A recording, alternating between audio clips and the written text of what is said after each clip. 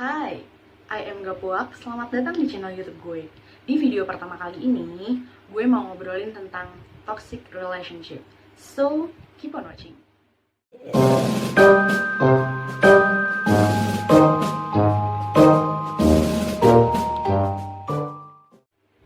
Hai, jadi kenapa gue mau ngobrolin tentang toxic relationship? Karena gue ngerasa sekarang-sekarang ini tuh ada banyak orang yang terjerumus ke dalam toxic relationship. Atau mungkin bahkan kalian nggak tahu apa itu toxic relationship. Atau mungkin kalian udah masuk dalam toxic relationship, tapi kalian nggak tahu kalau itu toxic.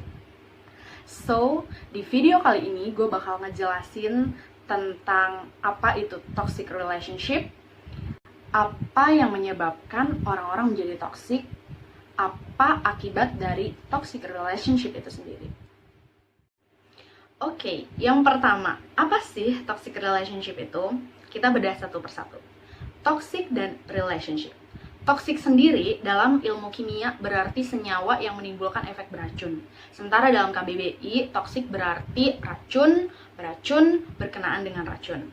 Relationship, kalian pasti udah tahu dong artinya apa? Hubungan. Jadi kalau dikaitkan adalah hubungan yang beracun. Ya, arti racun sendiri adalah sesuatu hal yang tidak baik, sesuatu hal yang merugikan, dan sesuatu hal yang tidak sehat. Jadi, kalau kita kaitkan dengan relationship atau hubungan, berarti hubungan yang tidak baik, hubungan yang tidak sehat, dan hubungan yang merugikan. Oh ya, label toxic sendiri nggak cuma dipakai untuk relationship doang, tapi bisa juga dipakai untuk toxic people, toxic masculinity, toxic parents, friendship, leadership, dan masih banyak toxic lainnya. Jadi, apa sih yang nyebabin orang-orang tuh jadi toxic? Yang pertama, rasa cinta dan rasa cemburu yang berlebihan. Ingat, segala sesuatu yang berlebihan tidaklah baik. Yang kedua, merasa lebih hebat, merasa lebih tahu, merasa lebih benar, merasa lebih kuat dari siapapun. Yang ketiga, perasaan terancam dan takut kehilangan. Yang keempat, merasa ingin memegang kendali dan ingin berkuasa atas hubungan tersebut. Yang kelima, ekspektasi yang berlebihan. Ya, tadi adalah beberapa penyebab orang menjadi toksik menurut gue. Sekarang, gue mau ngobrolin tentang apa sih akibat dari toxic relationship. Yang pertama, tidak bisa berkembang. Kenapa nggak bisa berkembang? Karena orang yang toksik, dia akan cenderung untuk bersikap sangatlah posesif. Dia akan mengurung pasangannya, dia akan mengunci pasangannya, dia nggak akan pernah biarin pasangannya tuh lepas dari dia. Contohnya gini, lo harus kabarin gue kemanapun lo pergi, lo harus pap ke gue, jadi kayak 24 jam tuh kita harus laporan sama dia. Dan bahkan kalau bisa ya 24 jam kita tuh ya sama dia gitu. Jadi biasanya si toksik ini akan mengawali tindakannya dengan mengambil alih dunia pasangannya. Contohnya menjauhkan si pasangannya ini dari teman-temannya, sahabatnya, bahkan bisa aja keluarganya, cita-citanya, dan hobinya. Jadi si toksik ini nggak mau kalau ada orang lain yang bikin pasangannya happy selain dia. Jadi dia nggak mau ada orang lain yang atau hal-hal lain yang bikin pasangan ini happy. Jadi dia cuma mau kalau dia yang bikin pasangannya tuh happy. Jadi si toksik ini akan terus berusaha untuk memegang kendali, mengambil alih dunia pasangannya. Contohnya, kayak lu nggak boleh ya temenan sama dia, lu nggak boleh ya chattingan sama dia, lu nggak boleh jalan-jalan sama dia. Atau bahkan gini, kayak lu nggak boleh ambil jurusan itu ya kuliahnya, kayak lu nggak boleh ikut school itu ya. Jadi di otak dia tuh kayak dia tuh bener-bener takut gitu loh sampai si pasangannya ini dibahagiain sama orang lain. So kalau itu udah terjadi, jadi kita nggak bisa ngembangin apa yang ada dalam diri kita dong. Jadi kita gak bisa ngembangin potensi kita gitu. Jadi teman-teman kita terbatas, kita jadi nggak punya temen, lingkungan kita jadi sempit kayak gitu. Apa yang kita cita-citain jadi nggak tercapai. Yang kedua, diperbudak. Lu akan nurut dengan apa yang dia omongin, apa yang dia suruh, apa yang dia mau, ya lu laksanain. Jadi lo akan berpikir kayak gini, ya udahlah lebih baik gue turutin aja daripada kita berantem. Ya udahlah gue turutin aja, yang penting dia nggak marah-marah sama gue. So lo diperbudak sama dia. Yang ketiga, munculnya abusive. Abusive dalam bahasa Inggris berarti kejam, kasar, menghina. Abusive relationship berarti suatu hubungan yang disertai dengan tindakan kekerasan yang dilakukan dan ditunjukkan oleh pasangan. Abusive relationship sendiri itu nggak cuman berupa mental abusive, tapi juga physical abusive. Ketika kita udah gak nyaman sama hubungan yang toksik, kita akan berusaha mencari cara gimana supaya kita keluar dari hubungan yang toksik itu. Tapi ingat lagi, si toksik itu gak akan pernah biarin kamu keluar. Si toksik itu gak akan pernah biarin kamu pergi dari dia. Jadi ada kemungkinan ketika kamu berusaha untuk keluar, dia akan marah gitu, dia merasa terancam.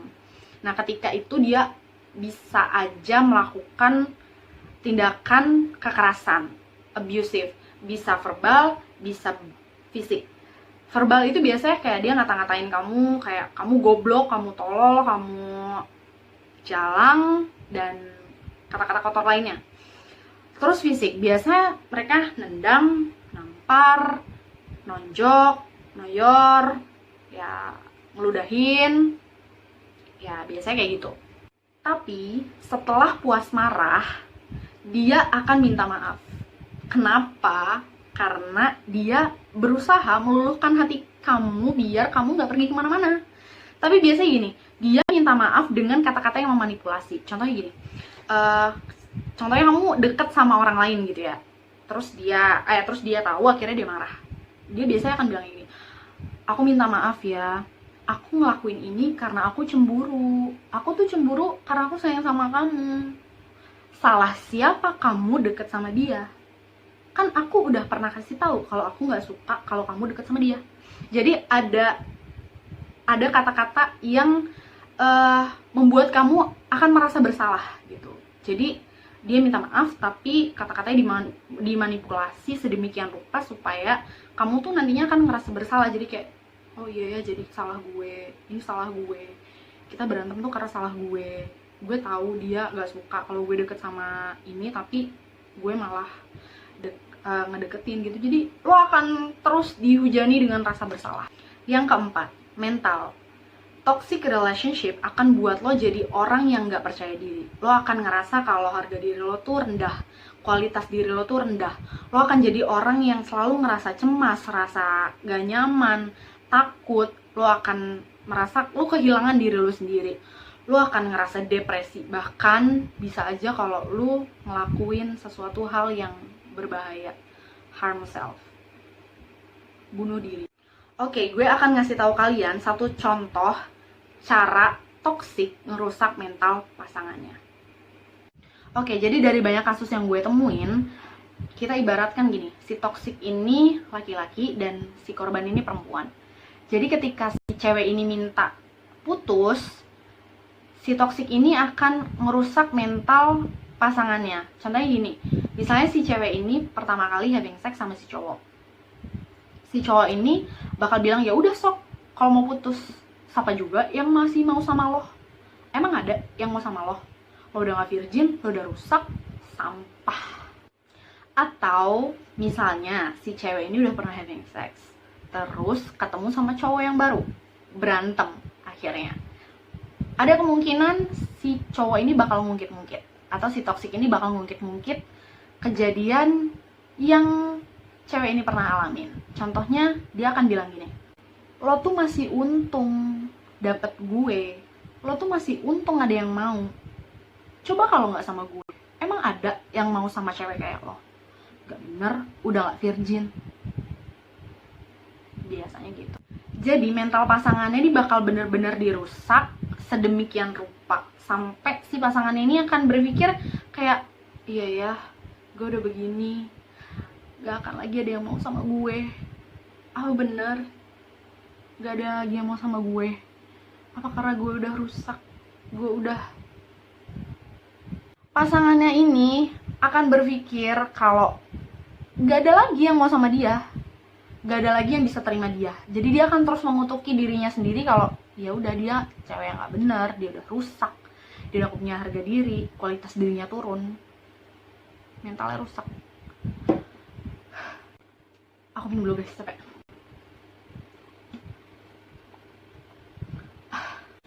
Karena tekanan mental tadi, karena mentalnya udah rusak tadi, jadi dia akhirnya gak bisa kemana-mana. Akhirnya dia depresi, dia tertekan, dia selalu ngerasa cemas, dia selalu ngerasa takut, dia kehilangan dirinya sendiri.